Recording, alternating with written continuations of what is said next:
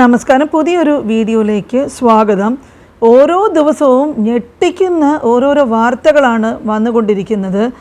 ഇന്ന് നടന്ന ഒരു വാർത്ത അത് ഒരിക്കലും വിശ്വസിക്കാൻ പറ്റാത്ത രീതിയിൽ നടക്കുന്ന ഞെട്ടിക്കുന്ന ഒരു വാർത്തയാണ് നടന്നിരിക്കുന്നത്. 15 വർഷം മുമ്പ് കല എന്ന പേരുള്ള ഒരു സ്ത്രീ 2009 മാന്നാറിൽ നിന്നും കാണാതാകുമ്പോഴേക്കും കലയുടെ വയസ്സ് 27 ആയിരുന്നു.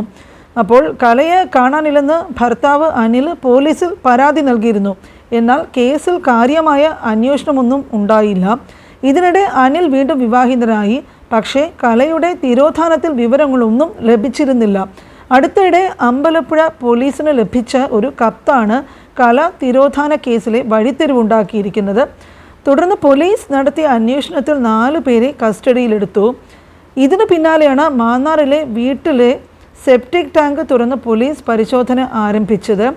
അതേസമയം സംഭവത്തെക്കുറിച്ച് പോലീസ് ഇതുവരെ ഔദ്യോഗികമായി വിവരങ്ങളൊന്നും പുറത്തുവിട്ടിട്ടില്ല. യുവതി കൊല്ലപ്പെട്ടതോ എന്നതടക്കം ഒരു വിവരവും പോലീസ് സ്ഥിരീകരിച്ചിട്ടുമില്ല.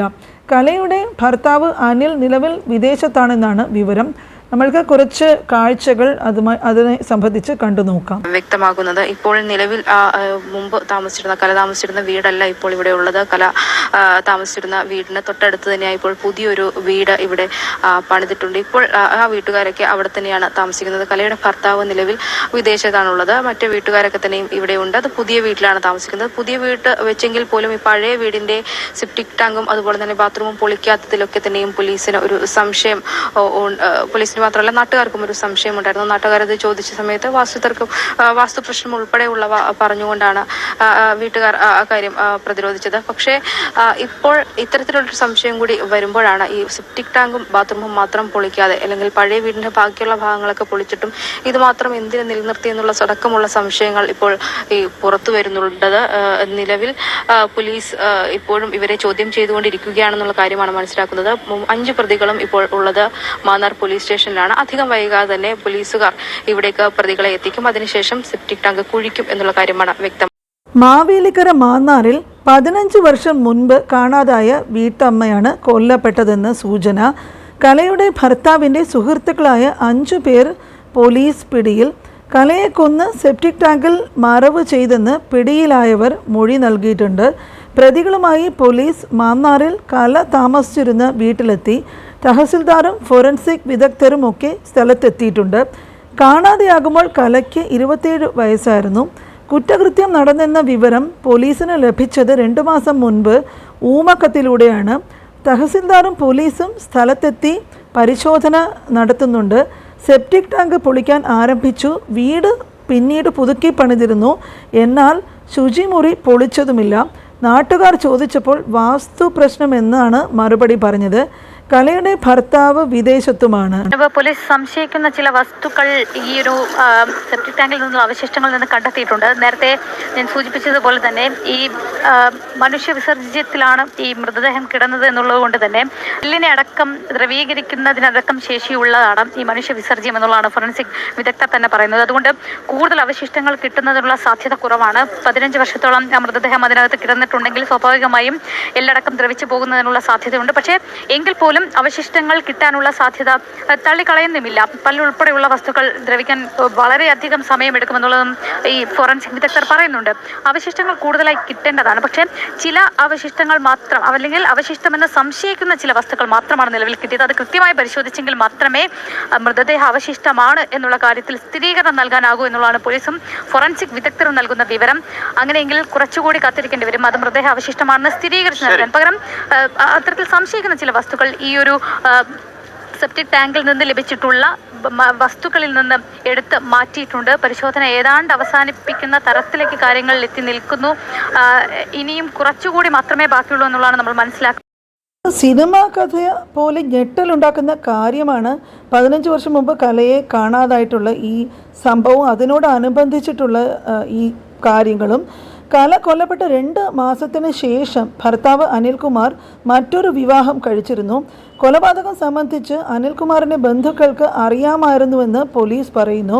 കലയും അനിൽകുമാറും പ്രണയിച്ച് വിവാഹം കഴിച്ചവരായിരുന്നു. കല മറ്റൊരാളുടെ കൂടെ പോയതെന്നായിരുന്നു അനിൽകുമാർ കലയോട് ബന്ധുക്കളോട് പറഞ്ഞിരുന്നത്. മറ്റ് അസ്വാഭാവികതകളില്ലെന്ന് അനിൽകുമാർ പറഞ്ഞിരുന്നു. അടുത്ത ബന്ധുക്കൾക്ക് കലയെ കൊലപ്പെടുത്തിയതെന്ന് അറിയാമായിരുന്നു. അന്ന് അബദ്ധം സംഭവിച്ചിരുന്നതായി അനിൽകുമാർ അടുത്ത ബന്ധുക്കളോട് പറഞ്ഞിരുന്നു. മൃതദേഹം മറവ് ചെയ്യുവാൻ ബന്ധുക്കളും സഹായിച്ചിരുന്നു. ബന്ധുക്കളെയാണ് കസ്റ്റഡിയിൽ എടുത്തിട്ടുള്ളതെന്നും പറയുന്നു. കലയെ കാണാതായതിനു ശേഷം വീണ്ടും പോലീസിന് പരാതി നൽകിയിരുന്നു. എന്നാൽ കേസിൽ കലയെക്കുറിച്ച് ഒരു സൂചനയും ലഭ്യവുമല്ലായിരുന്നു. കലയെ കൊന്നതിന് ശേഷം മാന്നാറിലെ വീടിൻ്റെ സെപ്റ്റിക് ടാങ്കിൽ മറവ് ചെയ്തതെന്നാണ് മൊഴി നൽകിയിരിക്കുന്നത്. കസ്റ്റഡിയിലുള്ളവർ അനിൽകുമാറിൻ്റെ അച്ഛൻ്റെ സഹോദരൻ്റെ മക്കളാണെന്നും പറയുന്നു. മൃതദേഹം കാറിൽ കൊണ്ടുവന്നത് കണ്ടുവെന്നും മറവ് ചെയ്യാൻ സഹായം നൽകിയെന്നും കസ്റ്റഡിയിലുള്ളവർ മൊഴി നൽകിയിട്ടുണ്ട്. സെപ്റ്റിക് ടാങ്ക് പൊളിച്ച് പരിശോധന നടത്തുകയാണ്. അനിൽകുമാർ നിലവിൽ ഇസ്രയേലിലാണ്. ഇയാളെ നാട്ടിൽ എത്തിക്കാനുള്ള ശ്രമവും ആരംഭിച്ചു കഴിഞ്ഞു എന്ന് പറയപ്പെടുന്നു. കാണാതായ കലയെ കൊന്നു കുഴിച്ചു മൂടിയെന്ന വിവരം പോലീസിന് ലഭിച്ചത് ഊമക്കത്തിലൂടെയാണ്. പ്രതികളിൽ ആരോ ഒരാൾ മദ്യപിച്ച് വെളിപ്പെടുത്തിയതാകാമെന്നും ഒരു സൂചനയുണ്ട്. അമ്പലപ്പുഴ പോലീസിന് ഊമക്കത്ത് അയച്ചത് ഇവരിൽ ആരോ ഒരാളാകാമെന്നും സംശയമുണ്ട്. കലയുടെ മാതാപിതാക്കൾ നേരത്തെ തന്നെ മരിച്ചിരുന്നു. 2 സഹോദരങ്ങളും ഉണ്ട്. ഇവർ കലയുടെ തിരോധാനത്തിൽ അന്വേഷണവുമായി മുന്നോട്ട് പോയിരുന്നില്ല. ഇതിനിടെയാണ് നിർണായകരമായിട്ടുള്ള വിവരങ്ങളൊക്കെ പുറത്തു വരുന്നത്.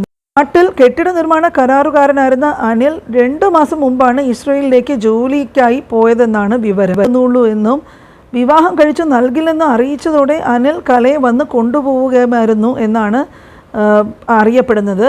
അനിലിൻ്റെ ബന്ധുക്കളുടെ സാന്നിധ്യത്തിലാണ് വിവാഹം നടത്തിയത്. കുറച്ചു കാലത്തിന് ശേഷം അവർക്കൊരു മകനുമുണ്ടായി. കലയുടെ മാതൃ സഹോദരി ശോഭനയാണ് ഈ കാര്യങ്ങളൊക്കെ പുറത്തു പറഞ്ഞത്. വിവാഹത്തിന് ശേഷവും കല വീട്ടിൽ വരാറുണ്ടായിരുന്നുവെന്നും പ്രസവത്തിന് കൊണ്ടുപോയതുമൊക്കെ കലയുടെ അമ്മയാണെന്നും ഒക്കെ പറയുന്നു.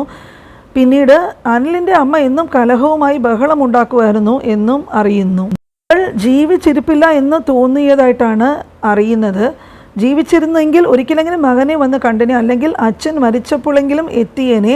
കലയെ കാണാതായപ്പോൾ ആർക്കൊക്കെയോ ഒപ്പം പോയതാണെന്നാണ് കരുതിയിരുന്നത്. പക്ഷേ അവളുടെ അനിയൻ അന്വേഷിക്കുന്നുണ്ടായിരുന്നുവെന്നും പറയുന്നു. കേസിലെ പ്രതികളിൽ ഒരാൾ ഭാര്യയുമായുള്ള തർക്കത്തിനിടെ അവളെപ്പോലെ നിന്നെയും തീർക്കും എന്ന് ഭീഷണിപ്പെടുത്തിയതായിട്ടും സൂചനകളുണ്ട്. സിനിമാ കഥകളെപ്പോലും വെല്ലുന്ന രീതിയിലുള്ള സംഭവങ്ങളൊക്കെയാണ് ഇവിടെ ചുരുളഴിഞ്ഞുകൊണ്ടിരിക്കുന്നത്. ഈ ഊമക്കത്ത് ലഭിച്ചില്ലായിരുന്നെങ്കിൽ ഈ വിവരം, കലയുടെ തിരോധാനത്തിനെ കുറിച്ചിട്ടുള്ള കാര്യങ്ങൾ ഒരിക്കലും പുറം ലോകം അറിയാതെ പോകുമായിരുന്നു. മനുഷ്യ മനസാക്ഷിയെ മരവിപ്പിക്കുന്ന രീതിയിലുള്ള എന്തൊക്കെ ക്രൂര കൃത്യങ്ങളാണ് നടന്നുകൊണ്ടിരിക്കുന്നത്. പ്രത്യേകിച്ചും സ്ത്രീകൾക്ക് എതിരെയുള്ള അതിക്രമങ്ങൾ കൈവിട്ട് പോകുന്ന രീതിയിലൊക്കെയാണ് കാര്യങ്ങൾ മുമ്പോട്ട് പോയിക്കൊണ്ടിരിക്കുന്നത്. പോലുള്ള സംഭവങ്ങൾ ചുറ്റിലും നടക്കുമ്പോഴേക്കും ഇത് അറിഞ്ഞപ്പോഴേക്കും അറിയാത്തവർക്കായിട്ട് ഈ വീഡിയോ ഒന്ന് ഷെയർ ചെയ്യണമെന്ന് തോന്നി. അതുകൊണ്ടാണ് ഇതിനെക്കുറിച്ചിട്ടുള്ള വിശദാംശങ്ങളുമായിട്ട് വന്നത്. ഇനി കാര്യങ്ങളൊക്കെ എങ്ങനെ പോകും മുൻപോട്ട് എന്നുള്ളത് പോലീസിൻ്റെ വരും ദിവസങ്ങളിലെ അന്വേഷണങ്ങളിൽ നിന്ന് മാത്രമേ പുറത്ത് വരികയുള്ളൂ. എന്തായാലും മുമ്പ് പറഞ്ഞതുപോലെ ഔദ്യോഗികമായിട്ട് പോലീസ് ഇതുവരെയും ഒരു വിവരങ്ങളും പുറത്ത് വിട്ടിട്ടില്ല.